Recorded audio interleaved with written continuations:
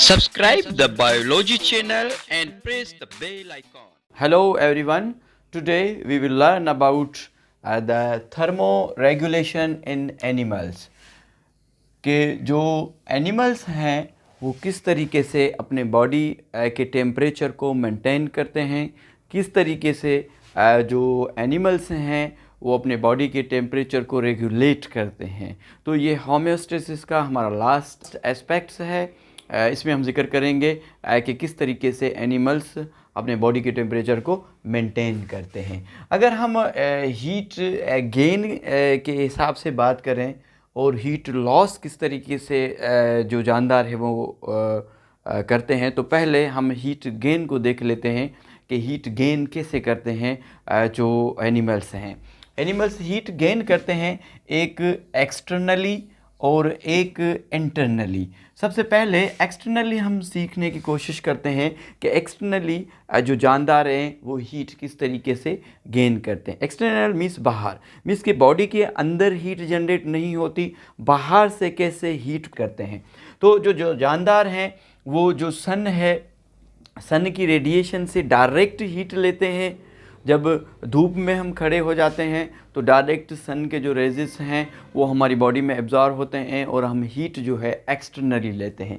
अगर indirect heat radiation की हम बात करेंगे तो इसमें दो तरीके से जो है हीट हमारी बॉडी में या जो एनिमल्स हैं उनकी बॉडी में आती है। एक है कन्वेक्शन और दूसरा है कंडक्शन। कन्वेक्शन में कोलेशन होती है और एटम टू एटम और वाइब्रेशंस के थ्रू जो है हीट ट्रांसफ़र होती है। और जो कंडक्शन है, कंडक्शन में जो है पहले molecule two molecule actual movement होती है मॉलिक्यूल्स की। अगर आप एक कोई देगची को गर्म कर रहे हैं पानी में, तो यहाँ से अगर आग लग आप हीट दे रहे हैं तो ये वाला मॉलिक्यूल पहले जब हीट होगा तो ये ऊपर की तरफ चला जाएगा और नीचे वाला जो ठंडा मॉलिक्यूल है वो नीचे आ जाएगा। मीन्स के एक्चुअल जो है मूवमेंट होगी, जो वार्म मॉलिक्यूल है वो ऊपर चला जाएगा और जो ठंडा मॉलिक्यूल है वो नीचे चला जाएगा। इसको कंडेंसिएशन का प्रोसेस हम कहेंगे।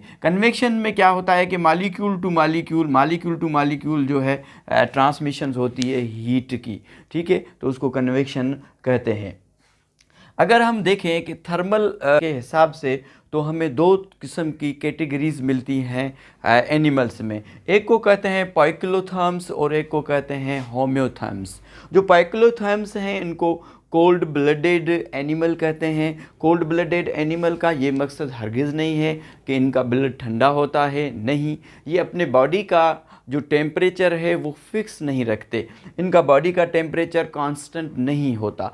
दे change their body temperature by changing the location. ये लोकेशन को चेंज करते हैं और लोकेशन को चेंज करके ये अपने हिसाब से बॉडी का टेम्परेचर मेंटेन करते हैं। क्योंकि बाहर इन्वायरमेंट का जो टेम्परेचर है वो चेंज होता रहता है, तो इस हिसाब से ये लोकेशन को चेंज करके, इन्वायरमेंट को चेंज करके, ये डिपेंड करते हैं इन्वायरमेंट पे, तो इनका बॉडी का टेम्परेचर फिक्स नहीं होता। इसमें जानदार आ जाते हैं, सारे एम्फीबियन आ जाते हैं, जो रेप्टाइल्स हैं वो आ जाते हैं और फिशेस हैं वो इसमें आ जाती हैं। जो वार्म ब्लडेड हैं जिसको होम्योथर्म्स कहते हैं, वार्म ब्लड का ये मकसद नहीं है कि इनका ब्लड गर्म होता है। इसका मकसद ये है कि जो वार्म ब्लडेड एनिमल्स हैं इनकी बॉडी का टेम्परेचर फिक्स होता है। इनका बॉडी का टेम्परेचर फिक्स होता है और इनमें जो जानदार आते हैं वो मेमल्स, बर्ड्स आते हैं। बर्ड्स का बॉडी का टेम्परेचर 41 से 43 सेंटीग्रेड तक होता है और जो मेमल्स हैं 35 से 38 सेंटीग्रेड तक का इनका जो है बॉडी का टेम्परेचर होता है। अब देखें कि ये जो कोल्ड ब्लडेड और वार्म ब्लडेड जो जानदार हैं, इस टर्म्स को डिस्कार्ड किया गया। क्यों डिस्कार्ड किया गया? क्योंकि जो फिशेस हैं जिनका बॉडी का टेम्परेचर फिक्स नहीं होता, मगर जो डीप सी में फ़िशेस रहती हैं, जो गहरे पानी में रहती हैं फ़िशेस, वो अपनी बॉडी के टेम्परेचर को कांस्टेंट रखती हैं। अगर हम बर्ड्स की बात करें तो बर्ड्स में हमिंग बर्ड है, उसका वाइड रेंज है, या बेट की, मैमल्स की बात करें बेट, तो उसमें भी वाइड रेंज ऑफ टेम्परेचर है। तो अब देखिए ये कैटेगरी इसमें फिक्स नहीं हो रही, तो इस दोनों टर्म्स को डिस्कार्ड किया गया। उसके बाद इनकी जगह पे जो 3 टर्म दिए गए, एंडोथर्म और एक्टोथर्म और हेट्रोथर्म, उसको हम नेक्स्ट लेक्चर में डिस्कस करेंगे। एक्सटर्नल हीट गेन के बाद हम बात करेंगे इंटरनल हीट गेन, किस तरीके से जो जानदार हैं वो इंटरनली हीट किस तरीके से जनरेट करते हैं। तो इंटरनली हीट जनरेट होती है by the production of metabolism. Metabolism का जब प्रोसेस होता है तो लार्ज मालिक्यूल जब ग्लूकोज टूटता है तो ग्लूकोज के टूटने के अमल में एनर्जी भी रिलीज़ होती है, तो जो है हीट भी रिलीज़ होती है। तो मेटाबॉलिज्म प्रोसेस जानदारों में चलता रहता है और उससे हीट जनरेट होती है। दूसरा है मस्क्यूलर कंट्रैक्शन।